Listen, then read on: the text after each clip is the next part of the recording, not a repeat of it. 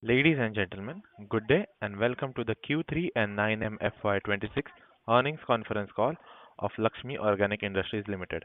As a reminder, all participant lines will be in the listen-only mode, and there will be an opportunity for you to ask questions after the presentation concludes.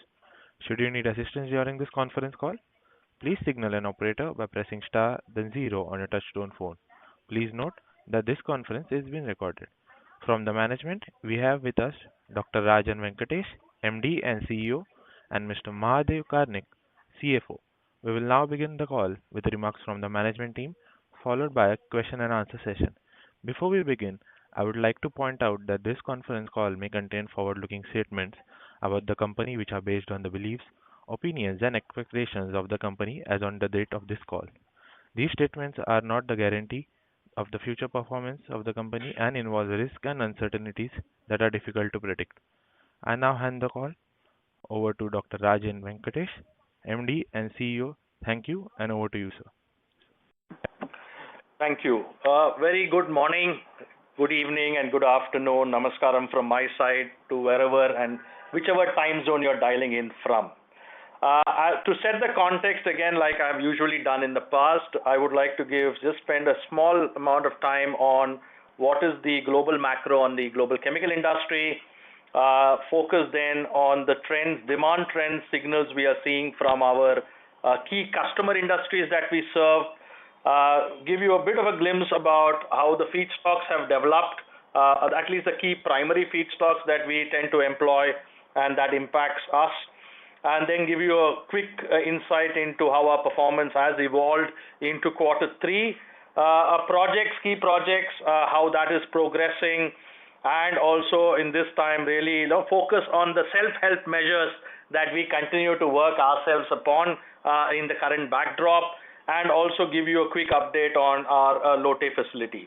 So let me start with the global chemical industry. Not surprisingly, that continues to be challenging, and what you see is clearly continued efforts in the global landscape towards cost optimization, shutdowns, restructuring of subscale and non-competitive assets, and rerouting of supply chain links to the continuously evolving tariff situation that we are all grappling with.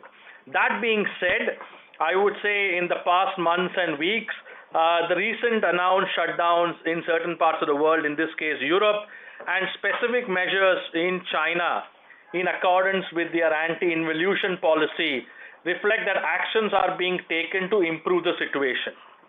The recently signed EU-India FTA, upon actualization, because we all understand there is a certain time between that, should also, at least in our lens, be a positive catalyst.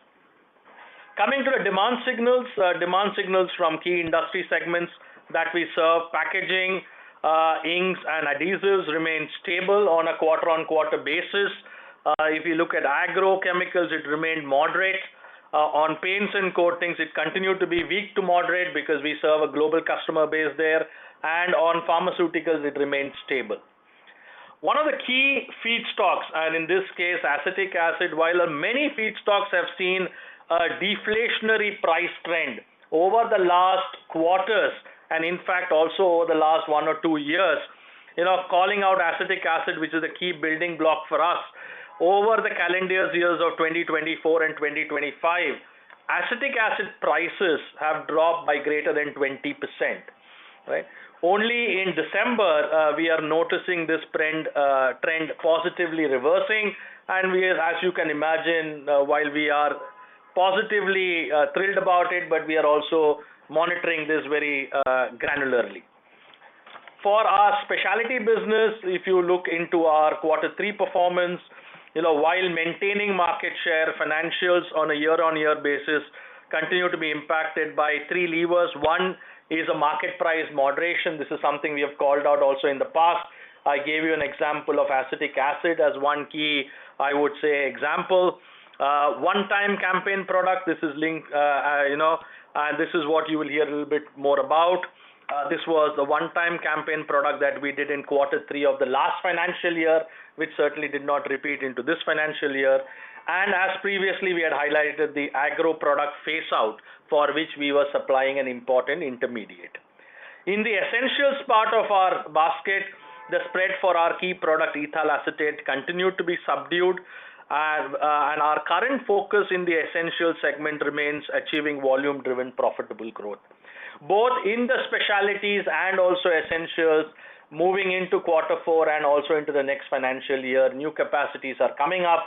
So obviously, as you can imagine, a core focus from our side would be really getting into a hunting mode with close proximity to many of our customers, because that is the call of the hour. At our Dahej facility, which is the single largest capex that Laxmi has embarked onto, as we had called out in the past, the phase one is already online. We are already supplying customers from that, and the project remains, especially for the phase two, on course, and our priority remains bringing the phase two, completing it by the end of quarter four.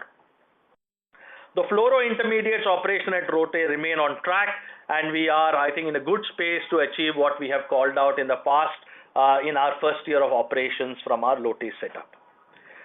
We continue, as I said, on self-help measures. This is very, very important given the continuing landscape backdrop on the chemical industry by focusing on productivity. This is something we started quite some time back, and that is again something we continue to focus upon. Commercial excellence, execution excellence. This is also driven by executing these projects that we have laid out the capex for in time, within budget and within scope. Cost discipline, and needless to say, last but not the least, but sometimes the most important part, the new growth projects and focusing on the new product development and the cycle, especially for our specialty part of the vertical. We also affirmed that our Lote facility operates in compliance with all applicable Indian requirements, and there has been no discharge of hazardous effluents into the environment where we operate.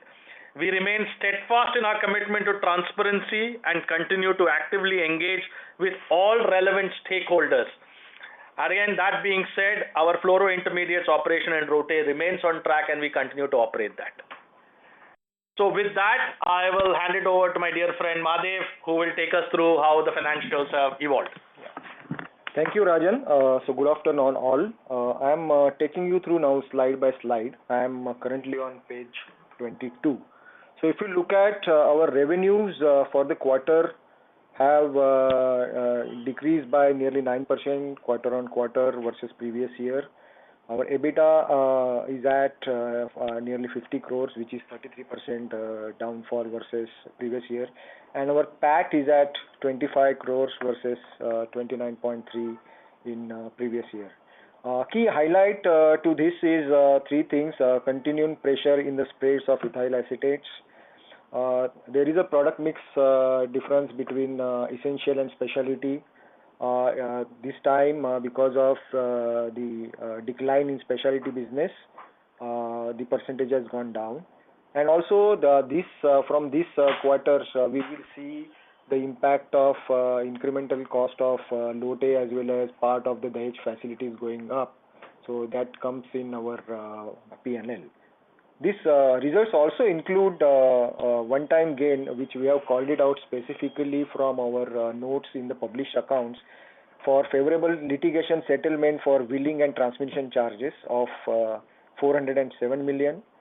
As the labor codes were also announced in November, so we have taken a provision of 38 million for the same.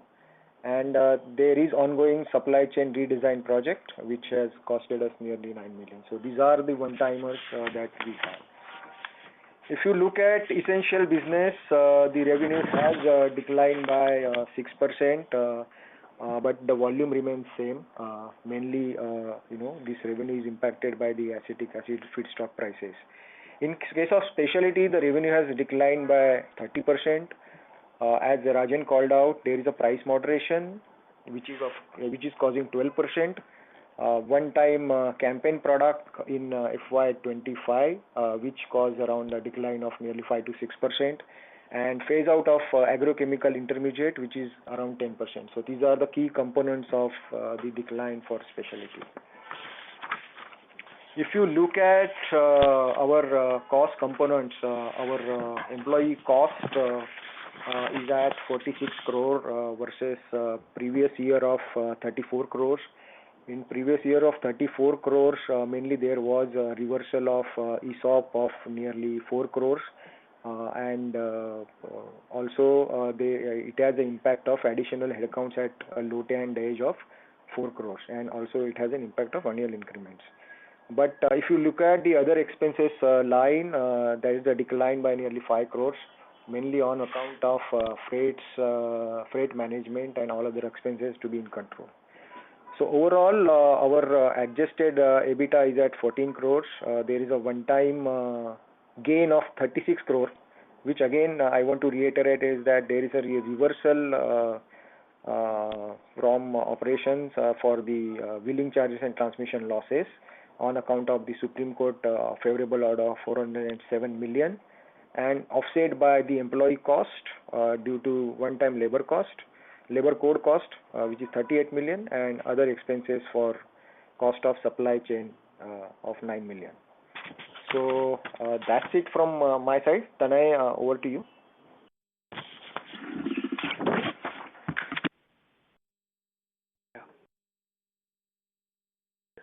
So we can start the Q&A session.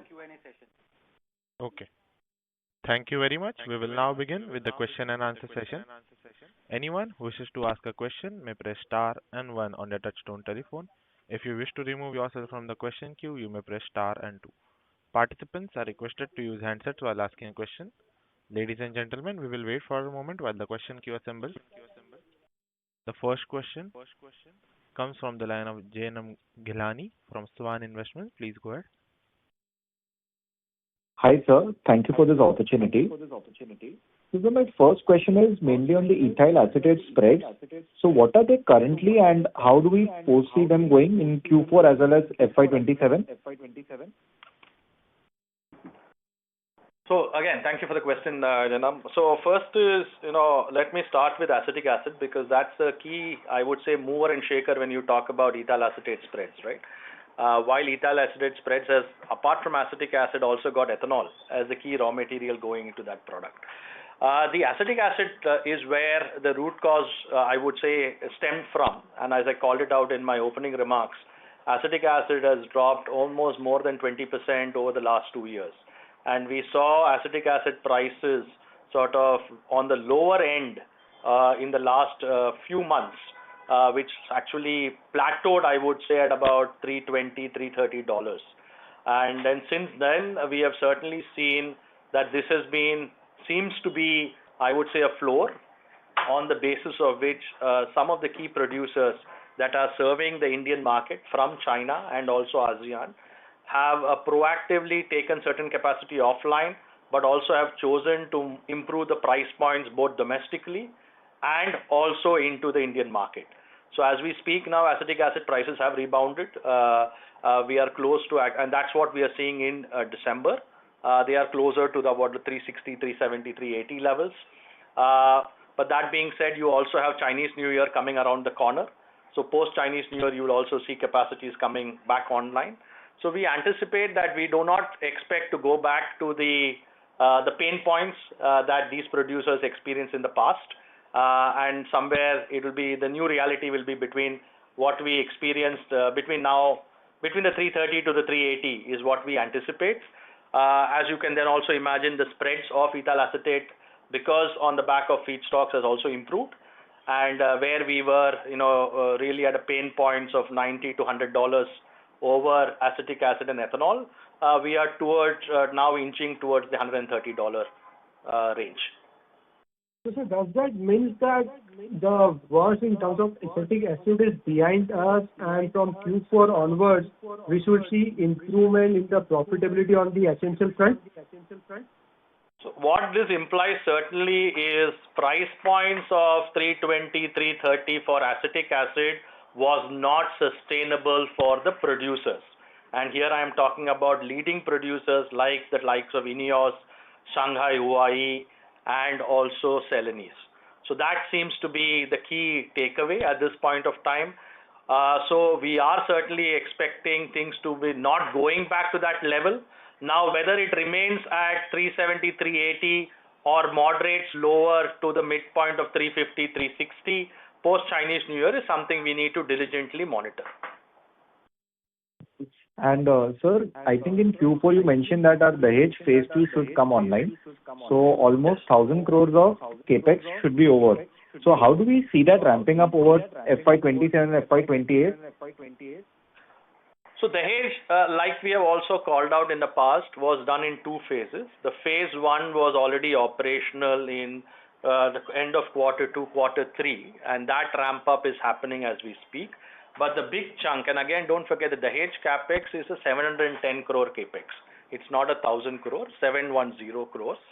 And a big chunk of the diketene, ketene, Verbund and the downstream derivatives will get mechanical completions will happen towards the end of quarter 4. So FY27 would be the first year. You will have also a sampling period because a big chunk of that capex is our diketene derivatives. These are specialty in nature. There is also a product of anhydride that we are going to produce there. So all of this require customer qualification. So FY27 will be the first year of qualification plus ramp up, and FY28 is where we will try to further fast track the ramp up. Okay. Okay, so we can expect basically revenues from H2 FY27 from the diketene space.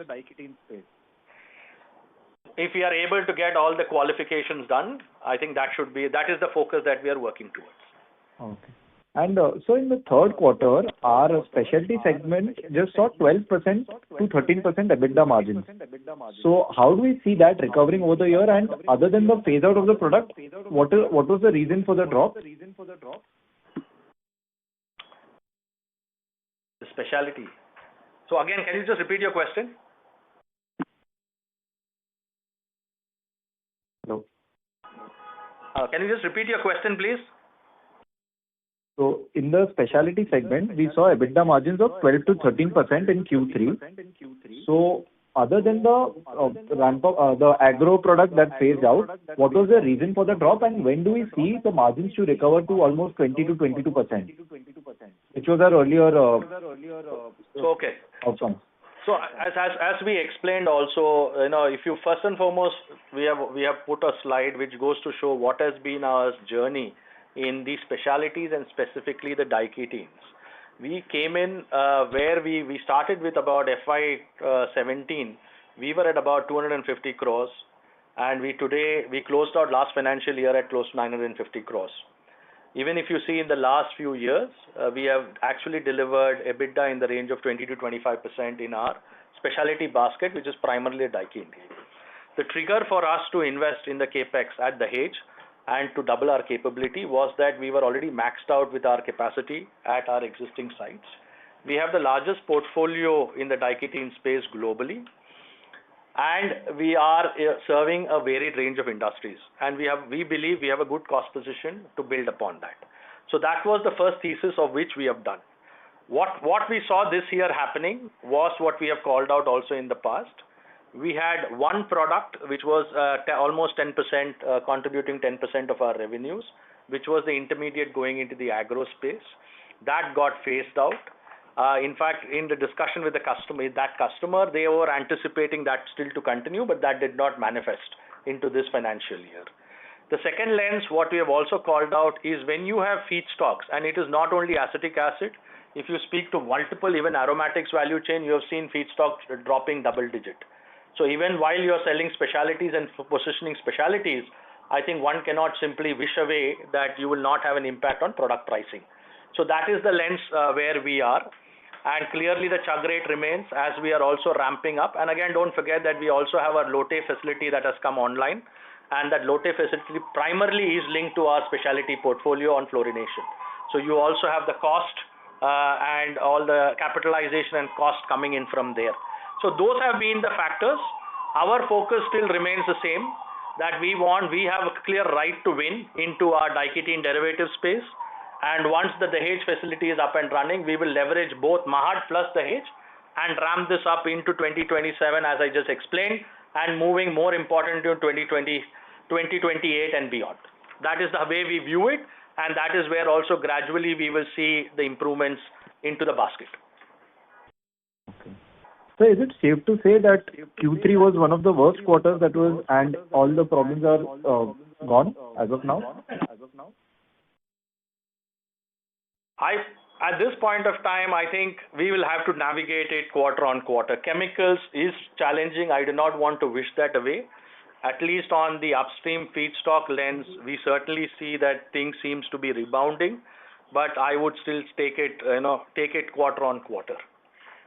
So do we see any improvement in Q4 as of now in our performance? I would take it quarter on quarter. As I said, I have already shared very transparently with you the movements that we have seen in our essentials basket, and then we will need to move accordingly. Okay. That's it from my side. Thank you. Thank you. A reminder to all participants, anyone who wishes to ask a question may press star and one on a touchtone telephone. The next question comes from the line of Rohit Nagaraj from 360 ONE Capital. Please go ahead. Thanks for the opportunity. Two questions. One, company specific. During this quarter, did we see any secondary impact from the U.S. tariffs, given that some of the intermediates that we supply to the domestic players who are manufacturing and selling the final product to the U.S. market? So was there any impact or was there any such situation which we faced? If you can just give a broader picture on the same. Thank you. Yeah. So Rohit, as we have shared in the previous call, Laxmi's exposure to the US market is only 10% of our top line revenues, that is 300 crores. Of that 300 crores, only about 10% of that was truly impacted by the tariff topics. So it is not as material, but certainly our customers, so whom we supply, their products then potentially are also impacted. So yes, there is, I would say at a company level, not a direct large material impact, but if you talk about the value chain, there is a certain impact. Sure, but it's not material to quantify or to hurt us significantly, or it hasn't hurt us significantly during 3Q. No, that has not been the material impact into quarter three. The US part has not been the material impact. Right. Thanks. Second, general question, given that you've also worked in Europe earlier. So, given the EU FTA that we have signed recently, in terms of the domestic India, imports tariff to the US, to the EU has been about 13%. But on the contrary, the EU import tariffs towards India were 22%. So there is a differential in terms of the duty structure. So will this have any material impact in terms of higher material flowing from EU to India? Or just a perspective in terms of the quality of material which is coming from EU to India and the material which is going from India to EU? A broader perspective would do. Thank you. Rohit, I think it will all depend on value chain. So for example, if we talk about value chains which are linked to natural gas in some form, I think as what is public information out there, certainly natural gas in Europe is 4x or 3x of that what is cost competitively in North America. So for them to move products like example methanol, ammonia into India, I see that as difficult. Now in specialities there could be opportunities. In my thesis, I would say with also the restructuring that is happening broadly now in the European chemical industry, I would see more opportunities of Indian companies actually exporting into Europe. That's the way I would view it from this point of time, Rohit. Sure, but is it safe to assume that the products which are coming from Europe to India, either they are kind of proprietary, patented or super specialty products, and there are not large or there are no material manufacturers in the domestic market, due to which this flow has been there. So there will not be any material impact on the industry, as you rightly pointed out, in terms of the more opportunities coming through the FTA. No, again, you see, India remains a net import. Even if you look at all key building blocks, be it propylene oxide, be it MDI, TDI. So I would say those would be some of the commodities that could come in, but I would more focus on the specialty part. where certainly Europe still has a right to win in certain of these value chains. So it's going to be really, in my lens, to summarize this, a very value chain approach where Europe certainly continues to have a right to win. And same way, again, from an India lens, where India then has a right to win. Perfect. That explains. Thanks a lot and all the best. Thank you. Thank you. A reminder to all participants, request your questions to two per participant. For more questions, please rejoin the queue. The next question comes from the line of Ankur Periwal from Axis Bank. Please go ahead. Hi, Rajan. Thanks for the opportunity. I hope I'm audible. The voice is echoing, so just double checking. Okay, cool. Yes, sir, you're yeah, okay. The first question on the essentials part. Now, you rightly mentioned, the pricing decline in acetic acid and the resultant contraction in spreads. Just wanted to understand two things here. One, from a volume growth perspective, do we have adequate capacity, surplus capacity now to ramp up the volumes further? Or how should one look at it? Ankur, like we have also said in the past, we were running our assets broadly at significant high operation rates, both on the essential side and also the specialty sides. And that was one of the triggers that we chose to expand our footprint. So if you remember from the previous claims that we have made, we basically announced the establishment of a world-scale ethyl acetate facility that would come up in our Lotus site. And that is what we are diligently working towards. Our phase 1, which has started up at Dahej, is one of our essentials product. So from our existing capacity, we are fully utilized, and it is going to be really the growth coming from the newer capacity which is going to move the needle positively. Our operational excellence journey that we started in 2023 actually yielded significant double-digit output from our existing asset base in Mahad with limited to no capex. So, but you can only juice that out so much. Sure. And this is a 70,000 ton capacity that you are referring to, if I'm not wrong. And by when do we expect, let's say, a full ramp up of this capacity? Historically, we have seen a quicker ramp up whenever there has been a capacity addition. But given the macro, what are you thinking? So again, if you look at our essentials basket, 70% of our essentials business primarily is in domestic. And while we all talk about the macro for chemicals globally, India in that sense still is a positive outlier because you do continue to see demand growth in India, whereas in other geographies that is certainly not the case. So given that has been our pivot in the essentials side, I think we remain confident, and also with the cost position that we are establishing, that we will diligently move that into, once the asset is ready, into FY27, we will diligently move that into the market. Sure. And on the pricing front, at acetic acid, you expect it to largely stable between $320 to $370, $380 for the near term, probably over the medium term. You are referring to acetic acid, is it? Acetic acid, yeah, that's acetic acid. Yeah, so acetic acid, again, I wish we knew everything, how things would evolve. If I have to take a sidestep, who expected gold to move the way it did. But, that being said, what seems to be clearly evident is the price levels where acetic acid dropped to in the last weeks and months of close to 320, 330, certainly do not seem to be sustainable for the acetic acid producers.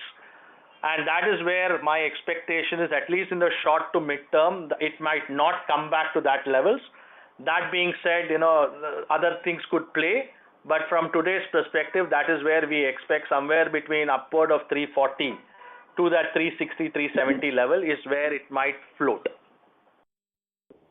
Sure, that's helpful. Secondly, on the specialty intermediate part, last year we were around 9.5 billion INR of revenue. This time, on YTD basis, we are roughly 5.6, 5.7. One, what is the breakup between the the fluorochemical business and the specialty here? And second, while pricing is one part which you highlighted in terms of decline, how has been the volumetric growth or degrowth here on 9 months basis? So let me take the first element, the fluorination. Our focus was to be closer to about the 70 to 80 crores of top line, and I think we are chugging towards closer to be in that range. So that's the first positive thing, because that's been an area which has been of heightened focus for us to establish that setup and actually deliver revenues and profitability from that setup. That's the first part to your answer to your question, Ankur. When we look at the specialty base, what one needs to rebase certainly is the fact that close to about 10% of that 950 crores that we clocked in the last financial year was, I mean, just shy of 10% is what was attributed from the agro intermediate, which was phased out, right? So you need to baseline that at least for this financial year versus the previous financial year, and coupled with the element of the fact that you've had the moderation on the feedstocks. On volumes, if you look at the ketene, the diketene Verbund, we continue to be well utilized, because the way we steer that portfolio, it is not unlike an essentials where you have acetic acid and ethyl acetate. In the specialty basket, it is diketene as a starting raw material, and then we have a plethora of downstream products that we can leverage that into with the asset-based flexibility that we have in our grid at Mahad, and that will also be established at Dahej. Sure. So, given that some sort of Sorry to interrupt, Mr. Periwal. We request you that you return to the question queue for the follow-up question. Thank you. The next question comes from the line of Harshil Sethia from Singularity AMC. Please go ahead. Hi, sir. The acetic acid prices moving up is because of the trade rebates which has been removed in China? No, Harshil, no. That has got nothing to do with the trade rebates. That was done for certain of the agro products, not on acetic acid. Okay. So secondly, you said that there was a molecule ramp-up which was going to start from Q3 in the specialty segment. So what is the update over there? No, what we had called out, Harshil, in the past is the product that the agro product that got phased out, for which we were supplying the intermediate, that we had already a backup plan for that. And that product basically is in the qualification phase, and we will see sales from that manifesting in Q4. But obviously that is going to be the first quarter, and then the ramp up would happen into FY27. As we have also explained in the past, it is not a one-to-one substitute in volumes or profitability, but that is what we have referred to in the past. Harshil, if that is what you are alluding towards. Okay. And sir, lastly, this new product will be from our Dahej plant or from Mahad? Sorry, can you just repeat the question, Harshil? The new product will be from Mahad or Dahej? No. So this would be from our Mahad setup, because it, as we said, right? So where we were producing the previous product, we had already mapped out alternatives, because we knew eventually it would happen, and so we already had mapped out alternatives, so it would be at our Mahad setup. Okay, thanks. Thank you. The next question comes from the line of Nitesh Dhoot from Anand Rathi Institutional Equity. Please go ahead. Good afternoon, team. Just to check on your comments on the anti-involution and the likely Chinese shutdowns. So almost 5 million tons of acetic acid capacity is getting added over 26-28 period. So while recently there has been an uptick on the acetic acid prices given some maintenance shutdowns, etc. But what is your thought of the overall, medium-term supply-demand dynamics there? So Nitesh, supply-demand dynamic continues to be long. What we are observing is again typically what you would see in a commodity business is where are you on a cost curve. So at the price point that acetic acid reached, which was close to the $320, $330, you could certainly see that most producers were struggling to make money. And hence you had some of the major multinational producers in Asia taking shutdowns or extending their shutdowns. To that effect, you had also some of the Chinese capacity which was going offline. So while yes, on the capacity supply demand dynamics it is long, but at these price points you are also seeing it is not sustainable to operate despite the fact you have capacity. Sure. So my second question is on the diketene derivatives. So, how much is the spend there on the CapEx at the H for diketene? I mean, if you could just, give us some sense of, whether you would be doubling your capacity or anything on that side. And, how is the business expected to grow there? So, any contracts that we might be having on this side, any visibility that you might be having, if you could share. So Nitesh, as we have shared in the past, of the 710 crores for the Dahej capex, close to 65% is dedicated to the specialities, which in this case in the diketene and diketene derivatives. So that is your first part of the question. With the diketene business, I think that remains something which is close to our heart. That is something we understand very, very well. And that is where we have decided consciously to expand our footprint. As we have also discussed in the past, with the current capacity expansions globally, we will be number 3. We already today have the largest portfolio, 50 plus products of diketene derivatives in our portfolio. And to sort of conclude, there are already ongoing, we have had recent wins, and there are also ongoing conversations with customers, needless to say. Customers are also viewing us positively because we become very uniquely positioned that we are the only fully integrated supplier from India or even globally to that extent to a certain level across 2 sites.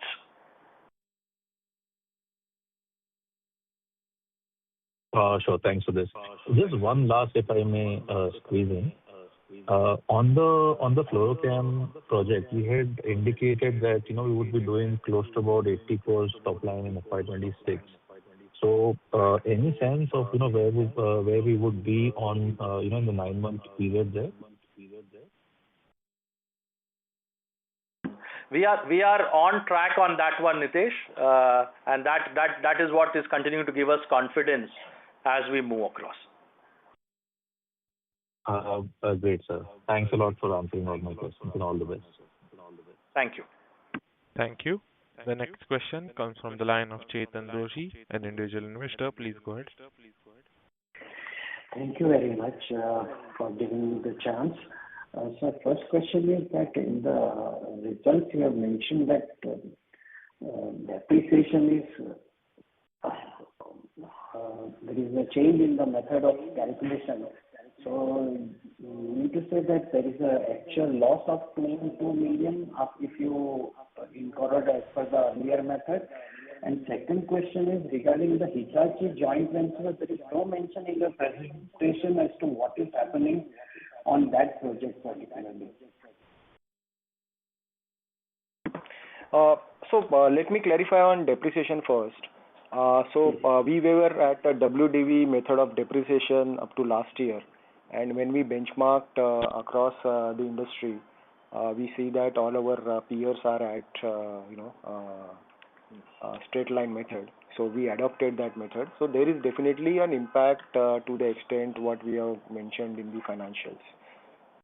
So I will ask Rajan to. So on the Hitachi topic, Chetan, I think we remain excited and we remain on track. So no new news to share beyond what we have shared in the previous con call, and we remain on track. Now we are more in the execution mode. Okay, and again, just to clarify, it is not a joint venture.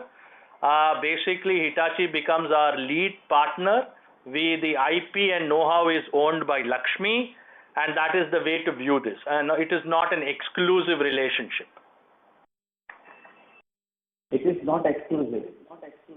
No, it is not exclusive.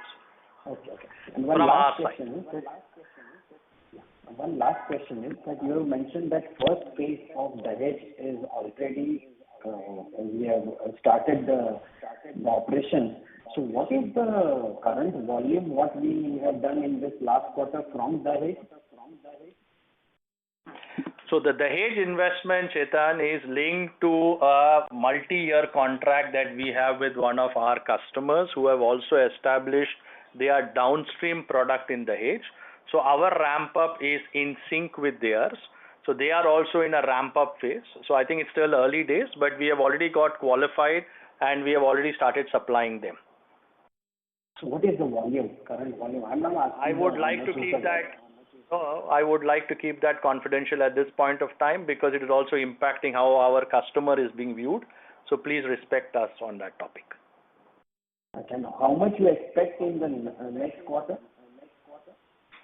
No, this is it's a multi-year contract, and this is again the entire capex is on the base of a clear contractual take or pay analysis that has been established in close collaboration with our customers. Okay. I would not break it down into quarters. Kindly would seek your understanding on that. Thank you. Thank you very much. Thank you. As there are no further questions from the participants, I now hand the conference over to the management for closing comments. Thank you, and over to you, sir.